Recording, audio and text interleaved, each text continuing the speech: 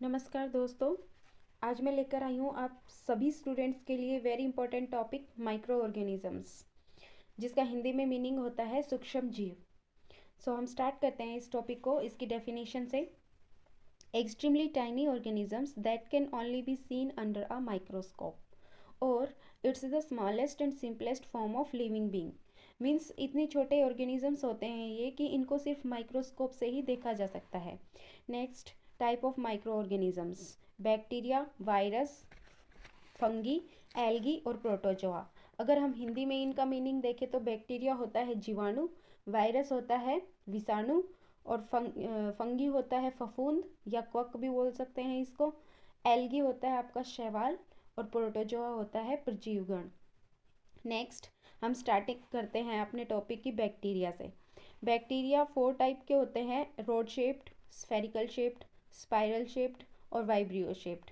ये यहाँ पे शेप बनाई हुई है। रोड शेप्ड एक छड़ की तरह होते हैं ये, स्फेरिकल शेप्ड और स्फेयर में होते हैं, और स्पाइरल शेप्ड कुछ इस तरह मैगी टाइप होते हैं, और वाइब्रियो शेप्ड एक ऑल शेप होती है आगे और पीछे उनके एक टेल होती है। नेक्स्ट, हम डिस्कस करेंगे इनके बेनिफिट्स। हमें बैक्टीरिया के क्या क्या फ़ायदे हैं। एक तो जो बैक्टीरिया है उनको एंटीबायोटिक्स में यूज़ करते हैं, इथेनॉल और एंजाइम्स बनाने के प्रोडक्ट बनाने के लिए इसका यूज़ करते हैं, और ड्रग्स बनाने के लिए इसका यूज़ करते हैं, वैक्सीन्स, एंटीबायोटिक्स बनाने के लिए बैक्टीरिया का यूज़ करते हैं, making biogas such as methane, cleaning up oil spills and toxic waste, और killing plant paste and transferring normal gases genes to human cells in gene therapy। इन सभी में बैक्टीरिया का यूज़ होता है। फर्मेंटिंग ऑफ फूड में भी bacteria का use होता है। अब देखेंगे इसके हार्मफुल इफ़ेक्ट क्या क्या हैं। जो बैक्टीरिया की वजह से हमें टेटनस हो सकता है। सीफिल्स एक बीमारी होती है। टेटनस का तो नाम आपने भी सुना होगा, लेकिन सिफिल्स का हिंदी में मीनिंग होता है उपंदस, और ये एक सेक्सुअल बीमारी है जो कि सेक्सुअल कांटेक्ट से होती है, एंड फूड पॉइजनिंग भी हो सकती है बैक्टीरिया से। अब हम देखेंगे कि हम कैसे इसको कंट्रोल कर सकते हैं। First, bacteria in food and water can be killed by heating to a high temperature, generally at 71 degree Celsius or 160 degree Fahrenheit. Next, may be killed with chlorine, bleach or other disinfectants and can be treated by antibiotic drugs। तो इस तरह से हम bacteria को control कर सकते हैं। अब मैं कुछ ऐसे पॉइंट डिस्कस करने वाली हूँ जो हमें पता होना चाहिए, जिससे एमसीक्यू बन सकते हैं बैक्टीरिया के टॉपिक पे। देखिए, बैक्टीरिया यूनिसेलुलर होता है, प्रोकारियोटिक होता है। हमने पढ़ा है कि जितने भी माइक्रो ऑर्गेनिजम्स होते हैं वो दो तरह के मिल सकते हैं, या तो प्रोकारियोटिक होंगे या यूकारियोटिक होंगे। और प्रोकारियोटिक वो होते हैं जिनमें न्यूक्लियस नहीं होता है, अब्सेंस ऑफ न्यूक्लियस होती है, और यूकारियोटिक वो होते हैं जिनमें न्यूक्लियस प्रेजेंट होता है। तो जो बैक्टीरिया होता है उसमें वो प्रोकारियोटिक होते हैं क्योंकि उनमें न्यूक्लियस नहीं होता है। सेल वॉल पेप्टिडोग्लाइकन क्या होता है? पेप्टिडोग्लाइकन एक पॉलीमर होता है किसका? ग्लाइकन और पेप्टाइड्स का, जो कि बैक्टीरियल सेल वॉल में पाया जाता है। डिवाइडेड बाय बाइनरी फिजन, और जो मोटिलिटी होती है वो इसमें फ्लेजेला के थ्रू होती है। मीन्स जो मूवमेंट होती है वो फ्लेजेला के थ्रू होती है।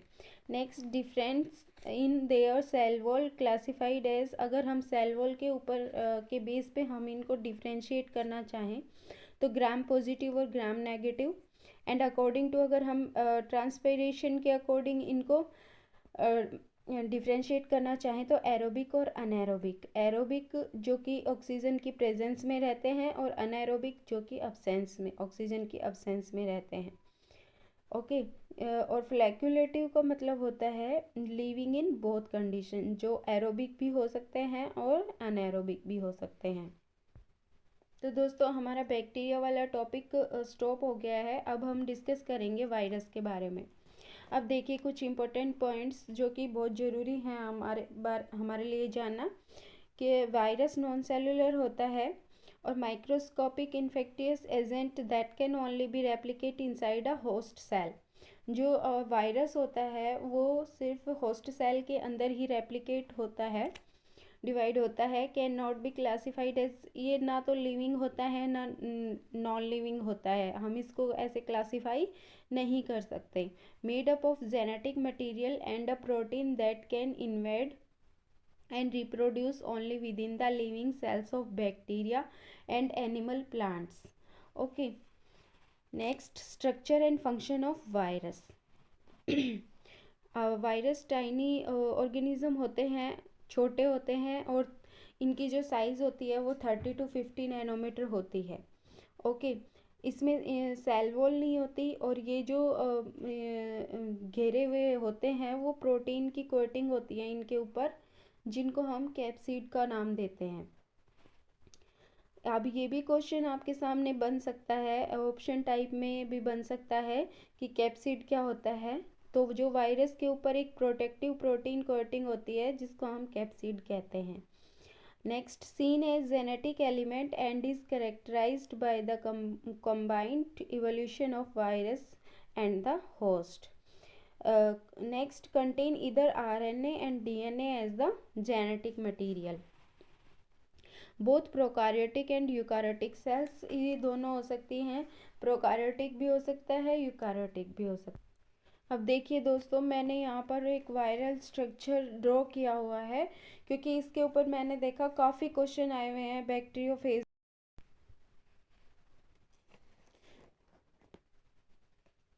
कभी कभी इस पे भी बहुत ज़्यादा क्वेश्चन पूछे जाते हैं। सो देखिए यहाँ पर ये बैक्टीरियोफेज, अगर वायरस का स्ट्रक्चर होता है तो वो उसको हम बैक्टीरियोफेज का नाम देते हैं। और इसमें ये नंबर 1 पर जो मैंने दिखाई है ये होस्ट है, और जो इसके अंदर है ये आरएनए या डीएनए, जो कि किसकी फॉर्मेशन करता है, वायरस की। तो ये आपका 2 नंबर पर आपका वायरस है, मतलब एज अ होस्ट ये है और गेस्ट ये है। अब हम देखेंगे properties of virus. They are non cellular organisms which is enclosed in a protective envelope. Non cellular होते हैं और ये एक प्रोटेक्टिव एनवेलप के अंदर बंद होते हैं। The presence of spikes help in the attaching the virus to the host cell. अब देखिए इसमें ये स्पाइक्स है जो उसको होस्ट सेल से वायरस को अटैच करने में मदद करता है। These virus do not grow, neither respire or not metabolize, but they reproduce. They are surrounded by a protein coating capsid and have a nucleic acid core comprising DNA and RNA. They are considered both living and non-living things. These viruses are inactive when they are present outside the host cell, but become within host cell. These viruses cause several infectious and reproduce within the host cell by using enzymes and raw materials. Now friends, हम अब discuss करेंगे इसकी classification. सो primarily core, जो primarily हम इसको classify कर सकते हैं वो इसके core content, chemical composition, capsid, structure, size, shape, genome structure and mode of replication के बेस पे हम इसको क्लासीफाई कर सकते हैं।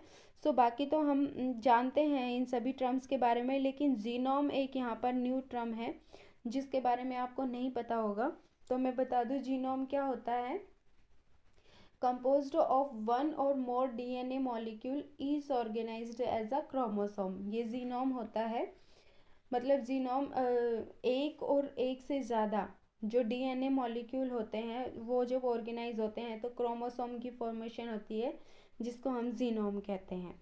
Now classification based on the nucleic acid,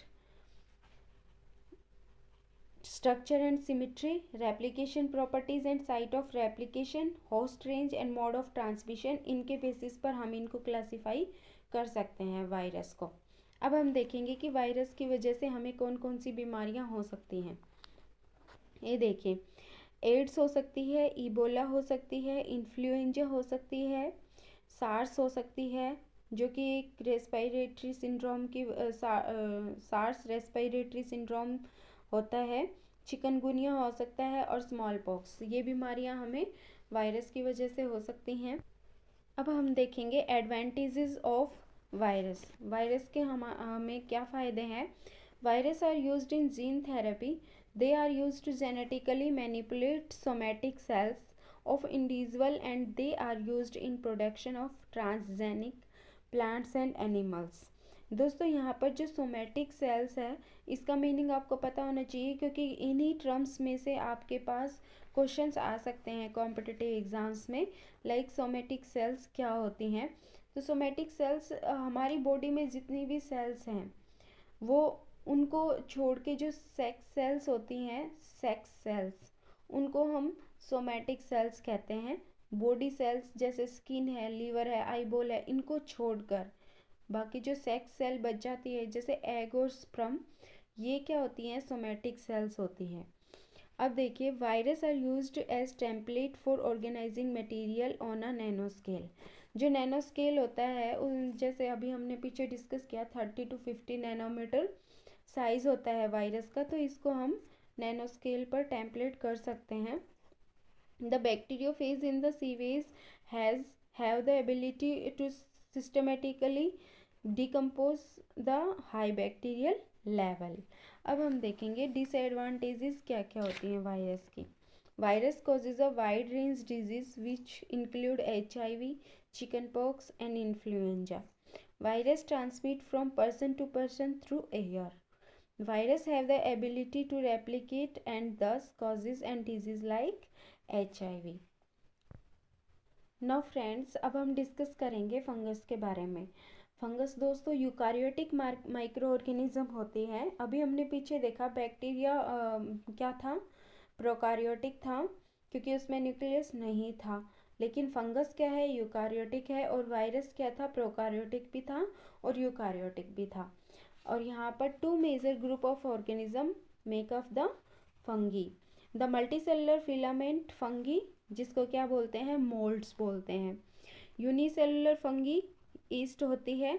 अगर हम ये क्वेश्चन आ सकता है कि फंगस की स्टडी क्या कहलाती है, माइकोलॉजी कहलाती है। Study of fungal disease mycosis कहलाती है। All molds are fungi but all fungi are not molds. इसमें से आपके बहुत सारे क्वेश्चंस हर पॉइंट से बन सकते हैं, सो इस पे आपने केयरफुली इनको रीड करना है। Yeast are fungi but they are unicellular and produce no aerial mycelium. Molds filaments fungi that produce aerial mycelium. अब देखिए ईस्ट तो एरियल माइसेलियम प्रोड्यूस नहीं करती, लेकिन मोल्ड्स करती है। अब देखेंगे किंगडम ऑफ फंगी। इसको हम 3 तरीके से डिफ्रेंशिएट कर सकते हैं, east, moulds and microscopic fungi. अब ईस्ट में देखिए सम आर डाइमॉर्फिक, जैसे कि ईस्ट है, लाइक फिलामेंट फॉर्म एग्जिस्ट होती हैं इसमें। मोल्ड्स में देखिए तो लॉन्ग होते हैं, थ्रेड लाइक सेल्स होती हैं और फिलामेंटस अरेंजमेंट भी होती है। माइक्रोस्कोपिक फंगी में मशरूम है, जैसे टोडस्टूल्स है, ब्रैकेट फंगी है, स्टिंक हॉर्न्स है, तो ये सभी इसके एग्जाम्पल्स हैं, इसके टाइप्स हैं। Neither a plant nor a animal, fungi ना कोई प्लांट है ना कोई एनिमल है। Heterotrophic organism devoid of chlorophyll that obtains nutrient by absorption, reproduces by spores. इसमें से क्वेश्चन मोस्टली बनता है कि फंगी कैसे रिप्रोड्यूस होती है, तो स्पोर फॉर्मेशन से होती है। The primary carbohydrate storage product of fungi is glycogen. इसमें से भी क्वेश्चन बनते हैं। Possesses cell wall have chitin. अब इसमें से भी क्वेश्चन बनता है कि फंगी की सेल वॉल का नाम बताइए। अब देखेंगे एडवांटेजेस ऑफ और benefits. Fungi play an essential role in ecosystem. They are responsible for the decomposition of organic matter, removing and recycling the organic matter on the ground, providing nutrients as food for plants, used for making penicillin. अब देखेंगे इसके harmful effect. Some species of fungi reproduce harmful toxins that cause illness or death when eaten. Next, fungi are also responsible for skin infections such as ringworm and athlete's foot. Other fungi have airborne spores that cause illness and life-threatening infections. अब देखिए conclusion fungi का. Fungi are the most essential organism in our earth. It continue the nutrient cycle. It both beneficial and harmful for human and plant. Fungi are used in medical file in the form of antibiotic and penicillin. Okay दोस्तों, हम यहाँ पर stop करते हैं अपने topic को. Next class में मैं डिस्कस करूँगी माइक्रो ऑर्गेनिज्म से रिलेटेड मोस्ट इम्पोर्टेंट क्वेश्चंस जो लास्ट ईयर एग्जाम्स में भी आए हैं और जो नहीं भी आए हैं, तो क्या क्या आपके लिए इम्पोर्टेंट है वो मैं नेक्स्ट क्लास में लेकर आने वाली हूँ. सो थैंक यू दोस्तों.